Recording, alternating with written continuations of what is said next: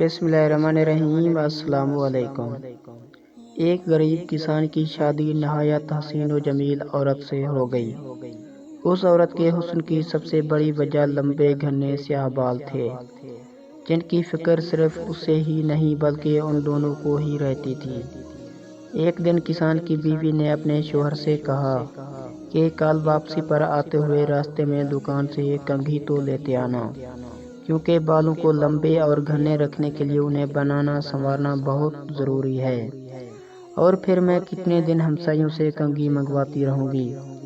غریب کسان نے اپنی بیوی سے معذرت کر لیا اور بولا، بیگم میری تو اپنی گھڑی کا سٹریپ کافی دنوں سے ٹوٹا ہوا ہے، میرے پاس اتنے پیسے نہیں ہیں کہ اسے ٹھیک کروا سکوں، تو میں بھلا کنگھی کیسے لا سکتا ہوں؟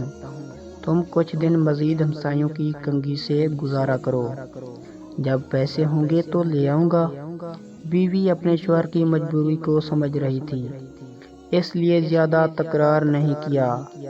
کسان نے اس وقت تو بیوی کو چپ کروا دیا، لیکن پھر اندر ہی اندر اپنے آپ کو کوسنے لگا کہ میں بھی کتنا بدبخت ہوں کہ اپنی بیگم کی ایک چھوٹی سی خواہش بھی پوری نہیں کر سکتا۔ دوسرے دن کھیتوں سے واپسی پر کسان ایک گھڑیوں کی دکان پر گیا اور اپنی ٹوٹی ہوئی گھڑی انہیں پونے داموں بیچی، اور اس سے ملنے والے پیسوں سے ایک اچھی سی کنگھی خریدی اور بڑی رازداری سے چھپا کر گھر کی طرف روانہ ہوا۔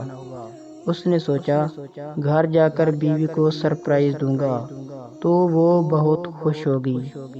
جب وہ گھر گیا تو کیا دیکھا، اس کی بیوی نے اپنے لمبے بال کٹوا دیے تھے اور مسکراتے ہوئے اس کی طرف دیکھ رہی تھی۔ کسان نے حیرت سے پوچھا، بیگم یہ کیا کیا؟ تم نے اپنے بال کیوں کٹوا دیے؟ پتہ ہے وہ تمہارے اوپر کتنے خوبصورت لگتے تھے۔ بیگم بولی، میرے سرتاج، کل جب آپ نے کہا کہ آپ کے پاس گھڑی ٹھیک کروانے کے پیسے بھی نہیں ہیں تو میں بہت افسردہ ہو گئی، چنانچہ آج میں قریب کے بیوٹی پارلر پر گئی تھی، وہاں اپنے بال بیچ کر آپ کے لیے یہ ایک گھڑی لائی ہوں۔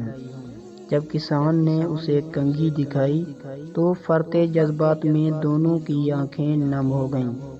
محبت صرف کچھ دینے اور لینے کو ہی نہیں کہتے، بلکہ محبت ایک قربانی اور اظہار کا نام بھی ہے، جس میں اکثر اپنی خواہشات اور جذبات کو صرف اس لیے قربان کر دیا جاتا ہے تاکہ رشتوں کا تقدس اور احترام برقرار رہے۔